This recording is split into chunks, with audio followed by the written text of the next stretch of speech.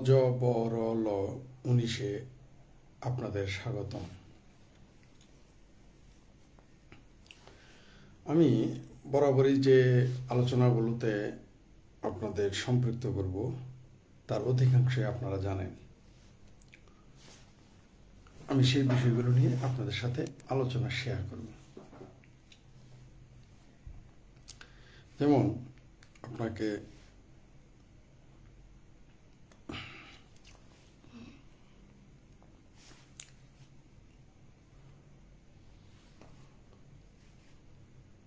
মোহাম্মদপুরে দিন দুপুরে ছিনতাই ও মারামারি, ইথিওপিয়াতে দুর্ভিক্ষ চলছে ভয়াবহ, হাসানাত আবদুল্লাহ প্রেসিডেন্টের পদত্যাগ চাইছেন, সাথে আরেকজন কি যেন নাম শারজিজ মলম নাকি কি যেন সেও চাইছে। বিএনপির সাথে আজকে এখন তো রাত, আজকে 12টার পরে যদি দিন ধরি তাহলে আজকে প্রেসিডেন্টের সাথে তার বৈঠক হবে।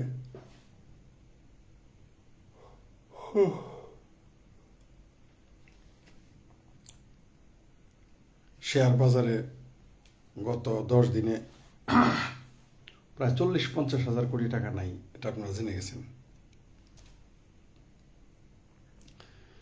তার আগে একটু আলাপ করে নিই।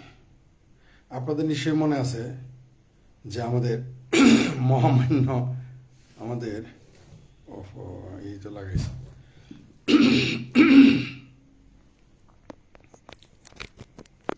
আমাদের মহামান্য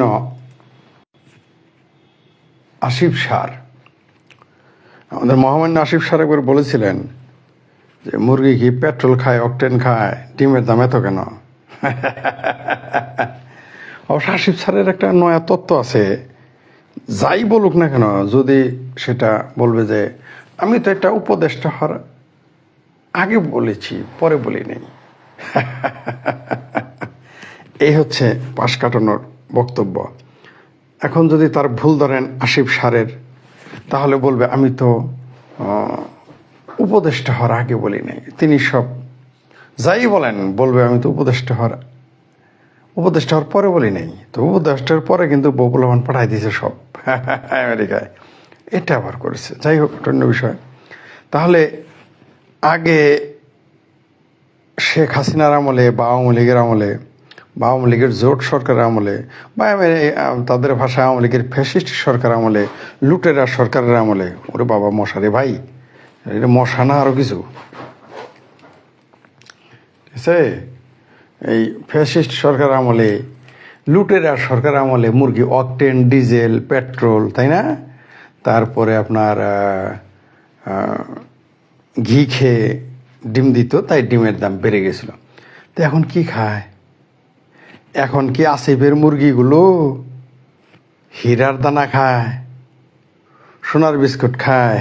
হ্যাঁ, তারপরে হীরামতি পান্নার বালা খায়, তারপরে হীরামতি পান্নার চুরি খায়, গয়না খায়। এখন ডিমের দাম এত টাকা হইল কেন? মিস্টার আসিফ স্যার, আমি জানি আপনি এই জবাব দিতে পারবেন না, কারণ আপনার জবাব নাই। তো সহজ জবাব আপনি গবেষণা করে বের করেছেন, এর জন্য আপনাকে একটা নোবেল দেওয়া উচিত। যেমন আপনি বলেছেন যে আমি উপদেষ্টা হওয়ার আগে বলেছি।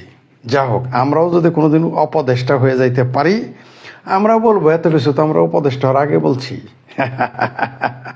ঠিক আছে, আমরাও এগুলো বলবো। আপনার কাছে আপনার একটা ছোটোখাটো অন্তত একটা কোয়ার্টার নোবেল দেওয়া উচিত এই কথার জন্য, যে এগুলো তো আমরা বলেছি উপদেষ্টা হওয়ার আগে, পরে বলি নাই। কি সুন্দর, হ্যাঁ? যাই হোক, এবার আসি শেয়ার বাজারের টাকা। এখন তো দরবেশ জেলখানায় বন্দি, তাই না? শয়তান তো এখন বন্দি, দরবেশও বন্দি। তাই এবার খোলাটাকে কাকে খোলা রেখেছেন? যে শেয়ার বাজারে 50-60 হাজার কোটি টাকা 1 সপ্তাহের মধ্যে নাই। ঘটনা কি জাতি জানতে চায়। জানি আপনারা এটার জবাব দিতে পারবেন না। আপনাদের জবাব একটাই, সব হাসিনা সরকার করে গেছে। এখনো খায়, এখনো খাইতেছে, এখনো খায় ফেলাইছে না? ভালোই শিখছেন, মাশাল্লাহ। আর আপনার পদত্যাগ চাই কেন? প্রেসিডেন্টের পদত্যাগ চাই কেন? কারণ হইল, প্রেসিডেন্টের পদত্যাগ চাওয়ার কারণ হইল প্রেসিডেন্টের পদত্যাগ চাওয়ার কারণ হলো যে আওয়ামী লীগের কোনো ব্যক্তিকে তারা রাখবে না, একটা ব্যক্তিকেও তারা রাখবে না। প্রথমে তারা প্রশাসন থেকে সরাবে, একের টপ টু বটম, আস্তে আস্তে সব জায়গা থেকে আওয়ামী লীগের যারা আছেন তাদের সব লোককে বেছে বেছে তাড়ানো হবে। এটা তাদের পরিকল্পনা, এটা হচ্ছে জামাতের পরিকল্পনা। আবার শারজিজ আলম কি গার্বেজ কি আরে না কি মলম আছে, কি মলম আর হলো আছে কেরা যেন দুইজনে চাইছে পদত্যাগ, প্রেসিডেন্টের পদত্যাগ চায়। আমি তো একটু আগে লাইভে বলছি যে এরা শুধু এখন আল্লাহর পদত্যাগ চাওয়া বাদ রাখছে। আমি খুব টেনশন আছি, কবে না বলে বসে যে আল্লাহ পদত্যাগ করে না গায়ে। এই সমন্বয়কেরা কেবল এইটা করা বাদ রাখছে, এভাবে চাইতেছে। এবার আসি পয়েন্টে। ইথিওপিয়াতে যে দুর্ভিক্ষ লাগছে সেইখানে আমাদের বাঙালি মুসলমান তো বলা যাবে না, শুধু মুসলমান, আমাদের তৌহিদি জনতার এখন কোথায়? আমাদের তৌহিদি জনতা মুসলমান তো ভাই ভাই, ইথিওপিয়ায় তো সম্ভবত মুসলমান বেশি, সেখানে কেন যায় না? হ্যাঁ, ঘটনা কি ওইখানে যায় না কেন? সব ভাই না ওরা? নাকি উইগুরের মুসলমান আর ইথিওপিয়ার মুসলমানরা সুদির ভাই? কোনটা? সবচেয়ে মজার বিষয় যে হুতির আজকে ইরানের পক্ষে ফাইট করতেছে ইসরায়েলের বিরুদ্ধে, এই হুতিতে এই ইয়েমেনে কিন্তু দুর্ভিক্ষ লেগে গেছিল, তখন তাদের পক্ষ কানে নেয় নাই। এই হুতিরা সৌদি আরবের একটা অংশে, সৌদি আরবের সীমানার মধ্যে 2টা মিসাইল মেরেছিল, মনে আছে আপনাদের? বাংলাদেশের জামাতেরা আমার বলছে যে হুতিরা নাকি সৌদি আরবের শত্রু, ইসলামের শত্রু। এখন হুতিরা ভালো হয়ে গেছে, এখন ইরান ভালো হয়ে গেছে। এই ইরান কিন্তু পৃথিবীর 2য় রাষ্ট্র যারা ইসরায়েলকে প্রথম মুসলিম কান্ট্রি হিসেবে প্রথম স্বীকৃতি দেয়। কে জানেন? পিরানে পীর, দস্তগীর, ডিজিটাল খলিফা এরদোগানের দেশ প্রথম স্বীকৃতি দেয় ইসরায়েলকে। দ্বিতীয় যে দেশটা তোর স্বীকৃতি দেয় তাহলে ইরান। খুব মজার না? এই ইরান স্বীকৃতি দিয়েছিল দ্বিতীয়। এই ইরানের শুরুও হয়েছিল সেকুলার রাষ্ট্র হিসেবে, আর আজকে তার পরিণতি দেখেন, যেখানে নারীদের মাথা খোলা থাকলে পিটিয়ে মেরে ফেলা হয়, এরকম ফ্যাসিস্ট শাসন।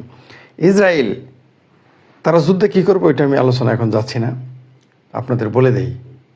এই ইরানের খমিনিকে ইরানের জনগণ দিয়ে এই ইসরায়েল রাস্তা পেটাবে। লিখে রাখেন, এটা লিখে রাখেন। ইরানের খমিনিদের এই শাসকদের, এই খমিনি সহ এরা এখন মনে করতেছেন না যে অনেক শ্রদ্ধাবান্য। ইরানের জনগণ এই খমিনি শাসন চায় না, আম জনতা এটা চায়। ইরানের খমিনি শাসন হচ্ছে বাংলাদেশে বাকশাল করে চিৎকার করে না, এই 100 বাকশাল একসাথে করলে, 100 বাকশালী শাসক একসাথে করলে একটা খমিনি শাসক হয়। সেই শাসন চলছে ইরানে। সেই ইরানকে সমর্থন করে বাংলাদেশের মুসলমানেরা। সবচেয়ে মজার বিষয়, কোন মুসলমান? যে মুসলমান ইরানিদের মুসলমানই মনে করে না।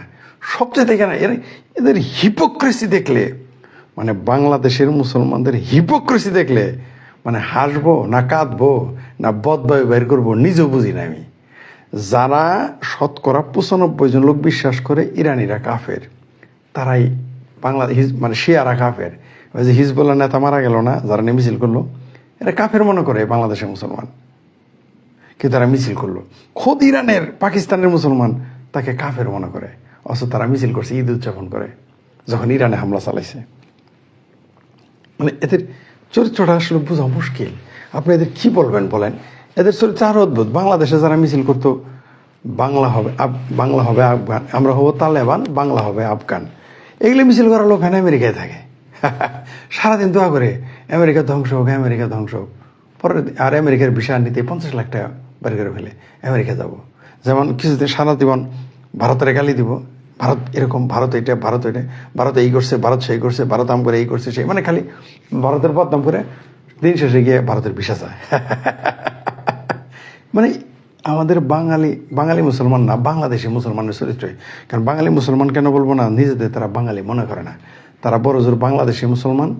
সবচেয়ে ভালো হয় তারা যদি নিজের পূর্ব পাকিস্তানি বলতে পারতো, আরো শান্তি পাইতো, এদের আত্মা ফ্রেশ হয়ে যেত।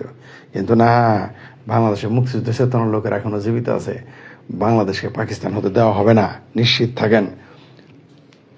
বাংলাদেশের মাটি পাকিস্তানের ঘাঁটি হবে না। মুক্তিযুদ্ধের লোকেরাই এটা বাংলাদেশকে টিকিয়ে রাখবে। যাই হোক, অন্য বিষয়। কয়টা সমস্যা নিয়ে বলবো, শুনলাম একজন আমাকে একটা ভিডিও পাঠিয়েছে, আমি ভয়ে দেখি নাই, সেখানে নাকি ছাত্রলীগ এক নেতারা জবাই করছে।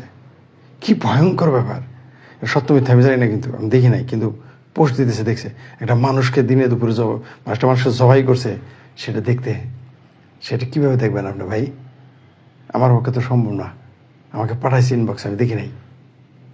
এই হচ্ছে দেশের অবস্থা। দেশের আইন নাই, আইনের শাসন নাই, পুরো মব লিঞ্চিং। কখন কি হচ্ছে কেউ জানে না, সব ফ্রাঙ্কেস্টাইন হয়ে গেছে। এই যে বাংলাদেশে যেগুলো এখন হেফাজতে পাকিস্তানি, যারা এখন নিজেদের খুব ক্ষমতাবান মনে করতেছে, এরা একদিকে বলছে আমরা ফ্যাসিজম বিরোধী আন্দোলন করছে। প্রথমে তো ছিল কোটা বিরোধী আন্দোলন, তারপরে গেল ফ্যাসিজম বিরোধী, গণতন্ত্রের পক্ষের। কিন্তু এখন তারা ইলেকশনের নাম নেয় না। আর ফ্যাসিজমের আব্বা, এরা আর কিসের ফ্যাসিজম? এরা এখন ফ্যাসিজমের আব্বা যেটা, সেটা চালাইতেছে বাংলাদেশে। গণগ্রেপ্তার নাকি আজকে থেকে শুরু হয়ে গেছে, নাকি কালকে থেকে এটা হবে, এটা জানতাম। গণগ্রেপ্তার শুরু হবে, এটা তো চাপের। আসলে এই গণগ্রেপ্তার কিন্তু আওয়ামী লীগকে দেখানোর জন্য না, এই গণগ্রেপ্তার কিন্তু বিএনপিকে চাপ দেওয়ার। আপনার নেটওয়ার্কের সমস্যা শুরু হয়ে গেছে, পারতেছি না, ডিস্টার্ব করে। যাই হোক, যে কথাটা আপনাদের আমি বারবার বলি, আপনারা সজাগ হন, সচেতন হন। এই সরকারের যেখানে ডিম 180 টাকা ডজন, আগে পেট্রোল, এই 80 সারের ভাষায় আগে পেট্রোল অকটেন খেয়ে ডিম পারত, এখন তো হীরা মানিক মুক্তা খেয়ে ডিম পারে, তাই ডিমের দাম বেড়ে গেছে। এই হচ্ছে অবস্থা।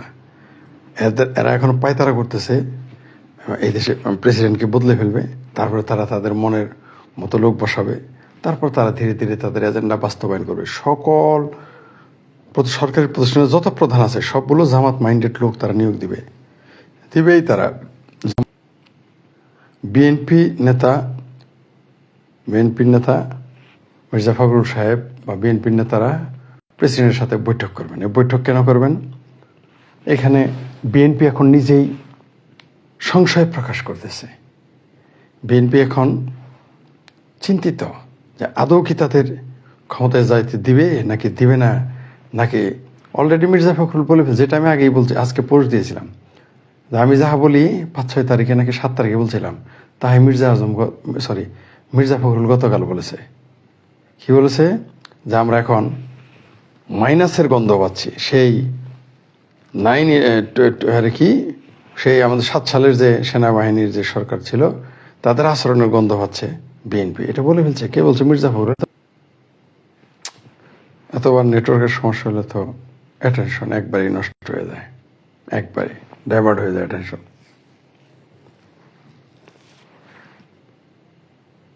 আর আপনারা ইতিমধ্যে জেনে গেছেন যে শুধু এসএসসি পাস হলে পুলিশ নিয়োগ দিবে তারা। আসলে অনেক গুজব যদিও ছড়ে গেছে যে তারা অলরেডি পুলিশ নিয়োগ দিয়েছে। এই যে পুলিশ নিয়োগ দিবে, এগুলো সব জামাতি পুলিশ যাবে, বিএনপি লোকও যেতে পারবে না। এগুলো সব দেখবেন জামাতি পুলিশ ঢুকে পড়বে। এই এখন যেগুলো নিয়োগ দিবে, অলরেডি আসলে নিয়োগ দেওয়া হয়ে গেছে, এটা সত্য, কম বেশি নিয়োগ দেওয়া হয়ে গেছে। এখন কাগজপত্রে আর কি, এগুলো কাগজপত্র, এগুলোকে বৈধ করার জন্যই এই নিয়োগ নাটক হবে, এবং সব জামাতি। এবার যত পুলিশ ঢুকবে সব জামাতি পুলিশ, নিশ্চিত থাকেন আপনারা। এবং এরা খুবই ভয়ঙ্কর হবে। এই পুলিশ দিয়ে তারা ওই যে ইরানের মতো পুলিশ বানাবে এদের। প্রথমে পুলিশকে ধ্বংস করে দিয়েছে, পরে পুলিশের লোক ঢুকাবে নিজেদের। আরও বিষয়, পুলিশকে তারা গালি দেয়, পুলিশ ঘুষ খায়, পুলিশ ভালো না, পুলিশ ফ্যাসিস্ট, পুলিশ মারে। কে যেন লিখছে যে পুলিশ আর জীবনে তার সন্তান চাকরি করতে দেবে না। 1,96,000 আবেদন পড়ছে। বুঝতে পারছেন? লোক দিব কয়জন? 1,96,000 আবেদন হয়ে গেছে অলরেডি। এই হচ্ছে অবস্থা। পুলিশে চাকরি করবে না, কিন্তু আবেদন করছে। পুলিশ নাকি ভালো না। সবচেয়ে দুর্ভাগ্যের ব্যাপার, 71 সালে পুলিশ সবচেয়ে নির্যাতিত। 2024-এও জুলাই আগস্ট মাসে পুলিশ সবচেয়ে নির্যাতিত, নিপীড়িত। পুলিশ বিপদে পড়েছে, পুলিশকে বিপদে ফেলা হয়েছে। পুলিশের উপরে চরম অমানবিকতা। ছাত্রদের যান পুলিশের যান যান না, তাই না? পুলিশের যান না ওইটা, পুলিশের ডাবাতার ছাত্রদের আল্লাহ